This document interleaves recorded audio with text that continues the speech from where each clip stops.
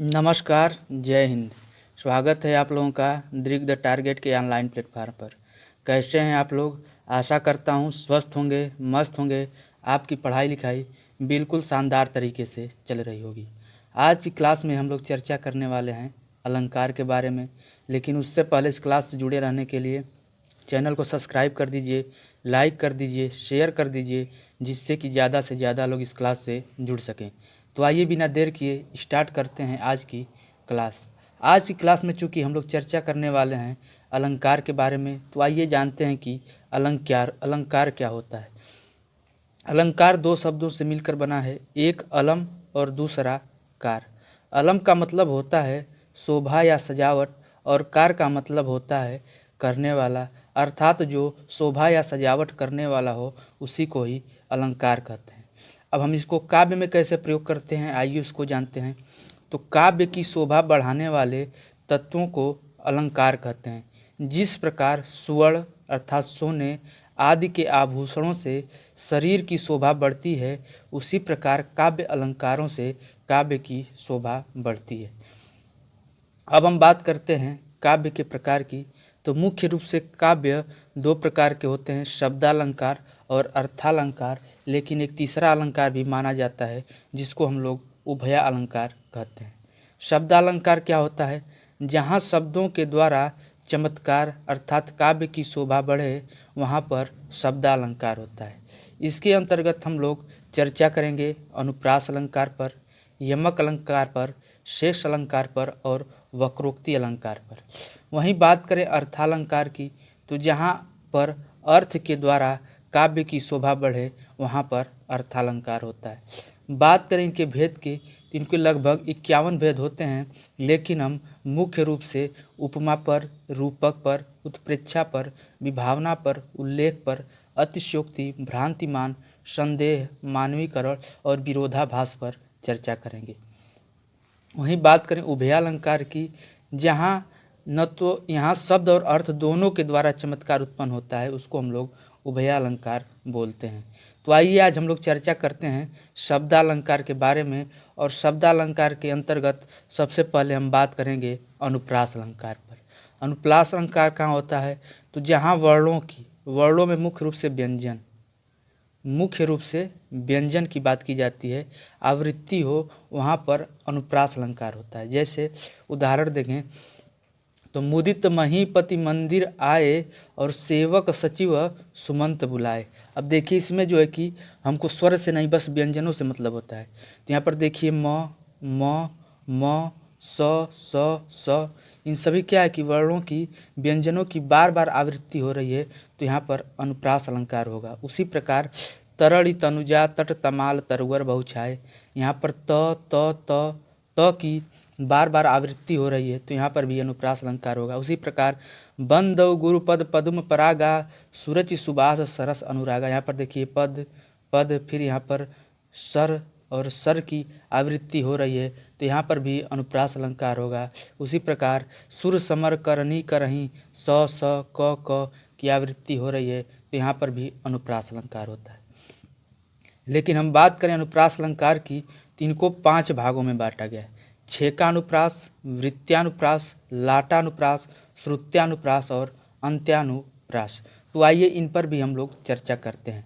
सबसे पहले हम बात करते हैं छेकानुप्रास पर। छेका प्रास का शाब्दिक अर्थ होता है, छेका का अर्थ चतुर, अर्थात कहने का मतलब यह अलंकार चतुर व्यक्तियों को प्रिय है। इसको पहचानेंगे कैसे? तो जहाँ व्यंजन के स्वरूप और क्रम की आवृत्ति बार बार एक बार हो, सिर्फ एक बार हो, वहाँ पर छेकानुप्रास होता है। क्या होता है कि जहाँ व्यंजनों के स्वरूप और क्रम की आवृत्ति सिर्फ एक बार हो, वहाँ पर जो है कि आपका छेकानुप्रास होता है। जैसे यहाँ पर लिखा है कि बंदौ गुरुपद पदुम परागा सुरचि सुबास सरस अनुरागा। यहाँ पर देखिए प और द की आवृत्ति, यहाँ पर प और द की आवृत्ति, फिर उसी क्रम में प और द की आवृत्ति, और फिर स और र की आवृत्ति, और फिर यहाँ पर स और र की आवृत्ति। तो क्या होना चाहिए कि स्वरूपतः भी होना चाहिए और क्रम में होना चाहिए, लेकिन एक बार से ज़्यादा आवृत्ति नहीं। तो देखिए यहाँ पद आया फिर पद आया, तो एक बार इसकी आवृत्ति हो गई। अगर एक से ज़्यादा होगा तो क्या हो जाएगा, अलंकार चेंज हो जाएगा। तो यहाँ पर प और द, उसी प्रकार यहाँ पर सुर और सर और र, स र और स र, तो यहाँ पर भी 2 बार आवृत्ति हुई, तो अर्थात यहाँ पर 6 का अनुप्रास होगा। उसी प्रकार सुर समर करनी करही। अब देखिए यहाँ पर जो है कि स की 2 बार आवृत्ति हो रही है, यहाँ पर क कर और कर की 2 बार आवृत्ति, यहाँ पर स की 2 बार आवृत्ति और यहाँ पर कर और कर की 2 बार आवृत्ति हो रही है। तो यहाँ पर भी जो है कि आपका 6 का अनुप्रास होगा। और उदाहरणों की बात करते हैं हम। यहाँ पर दिया है कि अमियम उरियम चूरन चारु समन सकल भव रुज परिवारु। अब देखिए यहाँ पर च और र क्रम से आ रहे हैं, च के बाद र, च के बाद र। यहाँ पर देखिए स आ रहा है, स आ रहा है, लेकिन 2 बार ही आ रहा है, तो यहाँ पर भी 2 बार और यहाँ भी 2 बार, तो अर्थात यहाँ पर 6 का अनुप्रास हो जाएगा। उसी प्रकार प्रिया प्राण सुत सर्वस मेरे। अब देखिए यहाँ पर प 1 बार और फिर प 2 बार। अगर प के बाद य यहाँ पर आ रहा है और यहाँ भी य आता तब यह क्रम चलता। अगर यही 3 बार आ जाएगा तब वो क्या होगा, 6 का अनुप्रास नहीं होगा, तो अलंकार चेंज हो जाएगा। उस पर हम अभी आगे चर्चा करेंगे। तो प का 2 बार, 1 बार आवृत्ति हुई प, तो यहाँ पर क्या हो जाएगा, 6 का अनुप्रास। बचन विनित मधुर रघुवर के, तो ब और ब का, तो यहाँ पर भी 6 का अनुप्रास। उसी प्रकार हो जाता मन मुक्त भक्ति भावों से, हो जाता मन मुक्त म और म, भ और भ, 1 बार आवृत्ति, तो क्या हो जाएगा, 6 का अनुप्रास। उसी प्रकार विविध सरोज सरोवर फूले। अब देखिए यहाँ पर स र और स र, 2 से क्या हो रहा है, दोनों क्रम में आ रहे हैं, तो यहाँ पर भी 6 का अनुप्रास। रसवती रसना करके कहीं, यहाँ पर र और स, र और स, उसके बाद यहाँ पर क और क। 1 से अधिक वर्ण आ सकते हैं, लेकिन उनकी आवृत्ति सिर्फ 1 बार होनी चाहिए। 1 बार का मतलब कि 2 बार आए, 2 से ज़्यादा नहीं। कथित थी कथनीय गुणवारी। देखिए यहाँ पर क और थ की आवृत्ति सिर्फ 2 बार हो रही है, तो 6 का अनुप्रास। उसी प्रकार र झ 2 बार आवृत्ति, र ह स 3 वर्णों की आवृत्ति हो रही है, तो यहाँ पर भी 6 का अनुप्रास। फिर उसके बाद ह और स की आवृत्ति 2 बार हो रही है। तो कुल मिला जुला कर निष्कर्ष यही निकलता है कि जहाँ पर किसी भी व्यंजन की 2 बार आवृत्ति हो या फिर वो समूह में 2 बार आए, तो वहाँ पर जो है कि 6 का अनुप्रास होता है। अब बात करते हैं वृत्त्यानुप्रास। वृत्त्यानुप्रास कहाँ होता है, जहाँ एक या अनेक व्यंजन की आवृत्ति 2 से अधिक बार हो, वहाँ वृत्त्यानुप्रास होता है। 6 का अनुप्रास में क्या पढ़े हम लोग कि आवृत्ति सिर्फ 1 बार होनी चाहिए, अर्थात मतलब कोई भी व्यंजन 2 बार आना चाहिए। 2 से ज़्यादा आ रहा है तो वहाँ पर 6 का अनुप्रास नहीं होगा। लेकिन वृत्त्यानुप्रास क्या करता है, ये 2 से अधिक बार, मतलब कि 6 का अनुप्रास से आगे की बात करता है कि अगर 2 से अधिक बार कोई वर्ण आ गया तो वहाँ पर वृत्त्यानुप्रास हो जाएगा। जैसे बूंदित महीपति मंदिर आए, सेवक सचिव सुमंत बुलाए। तो यहाँ पर देखिए म की आवृत्ति 3 बार हो गया, अर्थात 2 से अधिक बार आ गया, तो यहाँ पर वृत्त्यानुप्रास हो गया। सेवक सचिव सुमंत बुलाए, स 3 बार आ गया, तो यहाँ पर भी क्या हो जाएगा, आपका वृत्त्यानुप्रास हो जाएगा। उसी प्रकार तरली तनुजा तट तमाल तरुवर बहु छाए, यहाँ पर त 1 2 3 4 5 बार आवृत्ति हो गई, तो अर्थात वृत्त्यानुप्रास हो जाएगा। कलिका सिकिल की कले उदेति कालिको, क देखिए यहाँ पर कल लेकिन 3 बार हो गया, तो इसीलिए यहाँ पर भी वृत्त्यानुप्रास हो गया। चारु चंद की चंचल किरणें, च 3 बार आवृत्ति हो गई, तो इसका मतलब यहाँ पर वृत्त्यानुप्रास हो जाएगा। आगे और भी उदाहरण है। भव्य भागों में भयानक भावना भरमा नहीं, भ की कितनी बार आवृत्ति हो गई, तो यहाँ पर वृत्त्यानुप्रास हो जाएगा। सत्य स्नेहशील सुख सागर, स की आवृत्ति 2 से ज़्यादा बार, तो यहाँ पर क्या हो जाएगा, वृत्त्यानुप्रास। निपट नीरव नंद निकेत, न 4 बार आ गया, तो वृत्त्यानुप्रास। सो सुख सुजस सुलभ मोहि स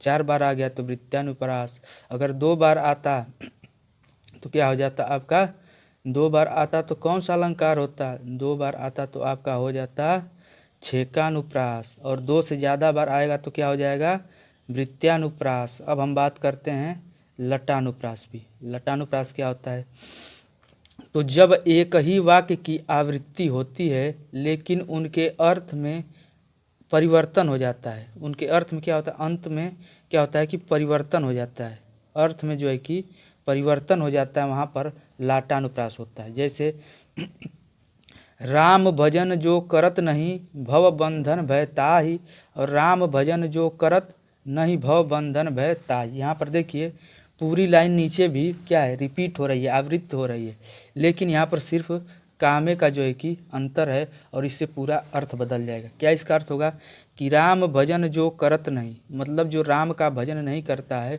भव बंधन भय ताहि, वह भव के बंधनों से भयभीत रहता है।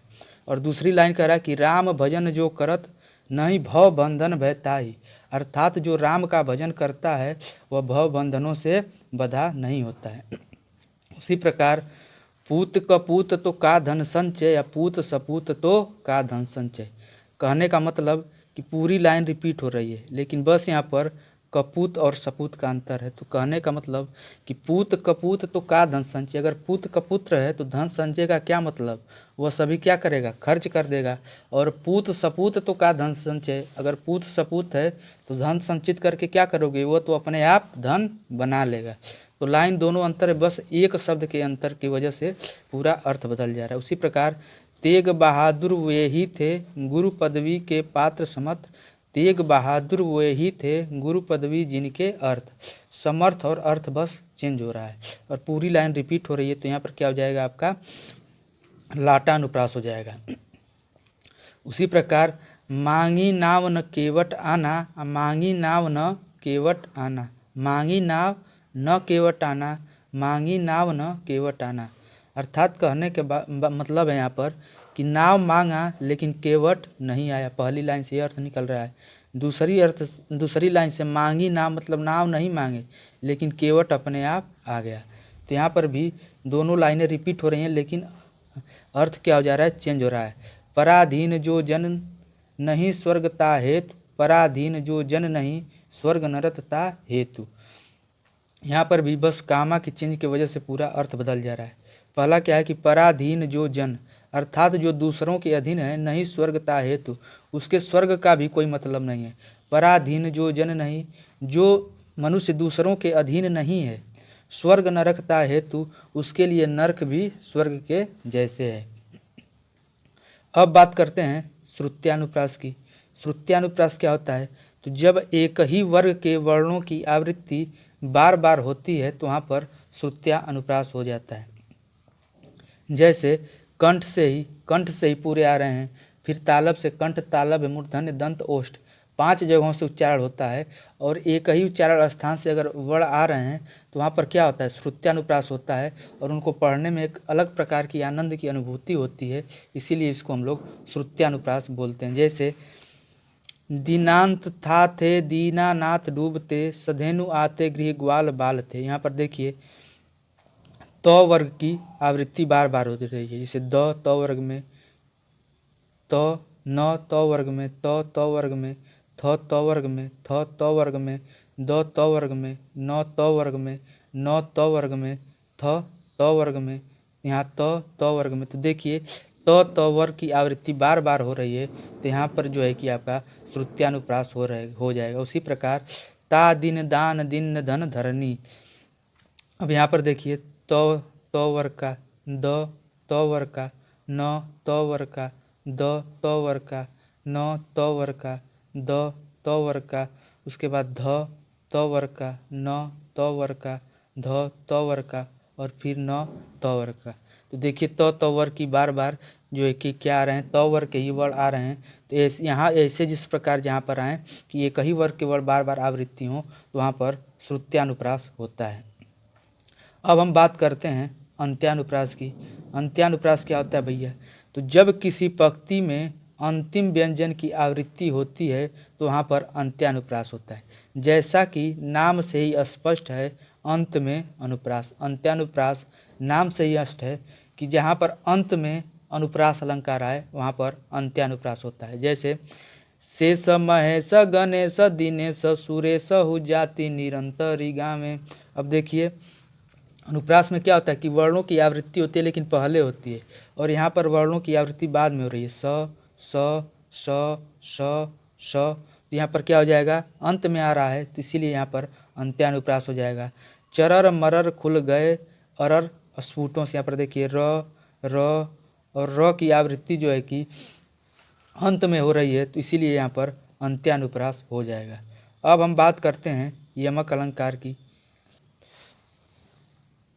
यमक अलंकार क्या होता है, तो जब कोई शब्द दो या दो से अधिक बार आए और हर बार उसके अर्थ अलग अलग हों तो वहाँ पर यमक अलंकार होता है। जैसे इसका सबसे मशहूर उदाहरण है कनक कनकते सौगुनी मादकताय अधिकाय वा खाए बौराय जग या पाए बौराय। यहाँ पर कनक कनक 2 बार आया है लेकिन इन कनक का अर्थ अलग अलग है। एक कनक का अर्थ है धातुरा धतूरा और दूसरे कनक का अर्थ है सोना। तो कनक कनकते सौगुनी मादकताय अधिकाय वा खाए बौराय जग या पाए बौराय। कहने का मतलब है कि एक धतूरा होता है, अगर कोई व्यक्ति ज़्यादा धतूरा खा ले तब भी वह बौराय का मतलब कि पागल सा हो जाता है। और दूसरा कनक का अर्थ है सोना, अगर कोई व्यक्ति अधिक से ज़्यादा सोना पा जाए तब भी वह बौरा जाता है, अर्थात पागल की तरह हो जाता है। तो यहाँ पर कनक के दो अर्थ हो गए। उसी प्रकार सजना है मुझे सजना के लिए। एक सजना का मतलब यहाँ पर जो है कि श्रृंगार करने से है, और एक सजना का मतलब यहाँ पर जो है कि अपने प्रिय अर्थात जिससे प्रेम करता है उसके लिए सजना का प्रयोग हुआ है। तो सजना है मुझे सजना के लिए। सजना 2 बार आए लेकिन ये दोनों 2 अर्थ दिखा रहे हैं। उसी प्रकार सबकी बेगम बेगम रहे, सबकी बेगम बेगम रहे। यहाँ पर बेगम 2 बार आ रही है। एक बार बेगम का मतलब होता है क्या होता है, स्त्री, और एक बार बेगम का मतलब कि बिना गम के, बेगम मतलब बिना गम के। उसी प्रकार 3 बेर खाती थी वह 3 बेर खाती थी। 3 बेर, यहाँ पर बेर आ रहा है 3 बेर 3 बेर, और यहाँ पर भी 3 बार 2 बार आ रहा है 3 बेर 3 बेर। एक 3 बेर का मतलब समय से मतलब है कि 3 बार, और एक बेर का मतलब बैर से, जो बैर खाने वाला होता है। तो कहने का मतलब कि 3 बेर खाती थी मतलब 3 टाइम खाती थी, और 3 बेर खाती थी अर्थात सिर्फ 3 बेर खाती थी। 3 बैर, जो बैर खाने वाला होता है उसको सिर्फ 3 बैर खाती थी और 3 टाइम खाती थी। तो यहाँ पर क्या 2 बार आए लेकिन दोनों का अर्थ अलग है। माला फेरत जग गया गया न मन का फेर, मन का छाड़ के कर का मन का फेर। तो यहाँ पर भी जो है कि मन का फेर और मन का फेर आ रहा है, और इन दोनों के अर्थ अलग अलग हैं। उसी प्रकार कुर्बान मेरी जान है जान तुम पर। एक जान का मतलब यहाँ पर प्राण से लिया गया है, और एक जान का मतलब प्रिय से लिया गया है कि हे प्रिय मेरी जान तुम पर कुर्बान है। अगला उदाहरण है कि तुम्हारी नौकरी के लिए कह रखा था सालों से। यहाँ पर 1 सालों से मतलब है कि वर्षों से, 1 सालों का मतलब है वर्षों से, और 1 सालों का मतलब है कि पत्नी के भाई से। तो क्या कह रहा है कि तुम्हारी नौकरी के लिए कह रखा था वर्षों से सालों से, अर्थात पत्नी के भाई से सालों वर्ष पहले कह रखा था, वर्षों पहले तुम्हारी नौकरी के लिए। जल न होता तो यह जग जाता जल। एक जल का मतलब यहाँ पानी है, और दूसरे जल का मतलब जलना है, दूसरे जल का मतलब जलना है। तो पर बसो उर्वशी सुन राधिके सुजान, तू मोहन की उर्वशी हमें अरबसी समान। उसी प्रकार अब हम बात करते हैं श्लेष अलंकार की। श्लेष अलंकार जब किसी दोहा चौपाई या छंद में या काव्य में एक शब्द एक ही बार आए लेकिन उसके कई अर्थ हों तो वहाँ पर श्लेष अलंकार होता है। कोई शब्द एक ही बार आए लेकिन उसके कई अर्थ होते हैं।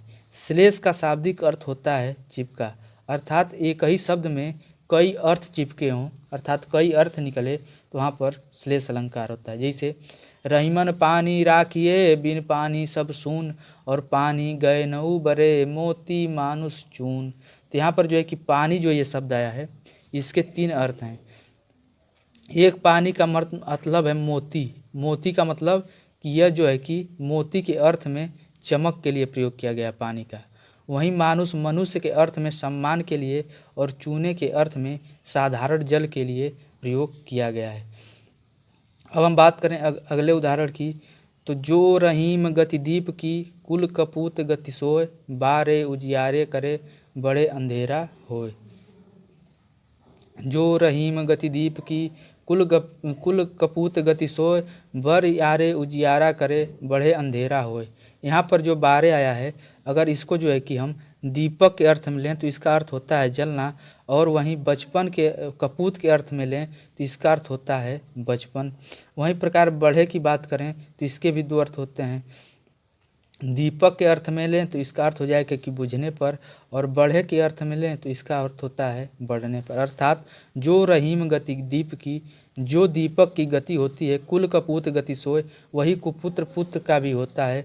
बारे उजियारे करें, जब दीपक जलाते हैं तो वो उजाला करता है, उसी प्रकार कपुत्र पुत्र जो है कि बचपन में उजियारा करता है, बड़े अंधेरा होए, और बुझने पर दीपक अंधेरा कर देता है, उसी प्रकार कपुत्र पुत्र बड़े होने पर अंधेरा कर देता है।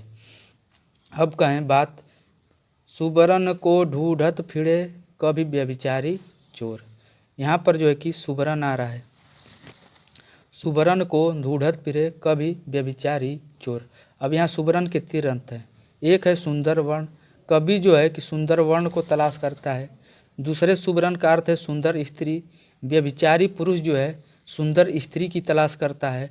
और तीसरे सुबरन का अर्थ है सोना, अर्थात चोर जो है वो हमेशा सोने की तलाश में रहता है। तो यहाँ सुबरन के 3 अर्थ हो गए। आया एक बार लेकिन दिया 3 अर्थ, तो अर्थात यहाँ पर श्लेष अलंकार हो जाएगा। उसी प्रकार रावण सिर सरोज बंचारी चली रघुबीर सील मुख धारी। यहाँ पर जो सील मुख आया है इसके 2 अर्थ हैं, एक बाण और दूसरा भ्रमर। आइए अब बात करते हैं वक्रोक्ति अलंकार की। तो जब किसी काव्य में श्लेष के कारण श्रोता जानबूझकर इच्छित अर्थ निकालते हुए उपहास करे तो वहाँ पर वक्रोक्ति अलंकार होता है। जैसे को तुम हो इत आए कहाँ घनश्याम हो तो कितहु बरस चित चोर कहावत हो हम तो वहाँ जाओ जहाँ धन है सरसों। यहाँ पर जो है कि श्री कृष्ण भगवान आते हैं तो राधा जी उनसे बोलती हैं कि को तुम हो इत आए घनश्याम। घनश्याम का अर्थ बादल भी होता है, और घनश्याम हम श्री कृष्ण को भी कहते हैं। तो यहाँ पर जो है कि उपहास करने के लिए राधा जी कहती हैं कि घनश्याम हो तो कितहु बरिस। वो क्या है कि घनश्याम को जो है कि श्री कृष्ण का अर्थ न लगाकर बल्कि बादल का अर्थ लगाकर कहती हैं कि अगर तुम घनश्याम हो तो यहाँ क्या करने आए हो, वहाँ जाओ जहाँ पर तुम्हारा काम है, जहाँ पर सरसों लगे हुए हैं वहाँ पर जाकर बारिश करो। तो यहाँ पर अपने मन से इच्छित जानबूझकर भी इच्छित अर्थ लगा दिया गया, तो यहाँ पर क्या हो जाएगा आपका वक्रोक्ति अलंकार हो जाएगा। उसी प्रकार एक कबूतर देख हाथ में पूछा कहाँ अपर है, कहा अपर कैसा वह उड़ गया सपर है। यह घटना है जब जहांगीर जो है कि नूरजहाँ के हाथ में 2 कबूतर की जगह 1 कबूतर देखते हैं और पूछता है कि वह अपर का मतलब होता है दूसरा। पूछते हैं कि दूसरा क्या है, लेकिन नूरजहाँ इस अपर का अर्थ निकालती है कि अपर, इसको अलग कर देती, अपर मतलब बिना पंख वाला।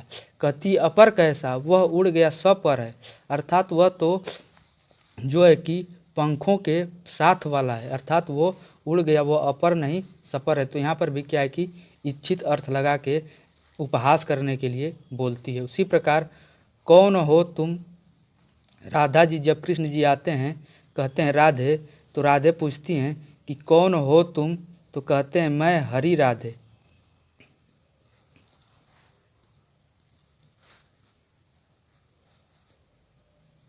यहाँ पर जो है कि राधा जी कक्ष के अंदर होती हैं और श्री कृष्ण भगवान आते हैं और बुलाते हैं राधे को, तो पूछते हैं कौन तुम, तो कहते हैं मैं हरि राधे, क्या काम यहाँ जाओ वन में। यहाँ पर जो है कि हरि का दो अर्थ है। एक हरि का मतलब होता है कृष्ण और दूसरे हरि का अर्थ निकालें तो बंदर।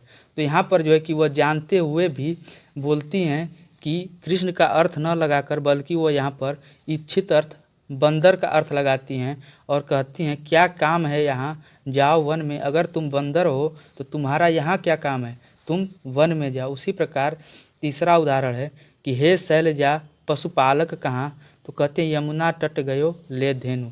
यहाँ पर जो है कि पार्वती जी से पूछा जाता है कि पशुपालक, तो पशुपालक के दो अर्थ हैं, एक शिव और दूसरा कृष्ण को भी पशुपालक कहते हैं और शिव को भी पशुपालक कहते हैं।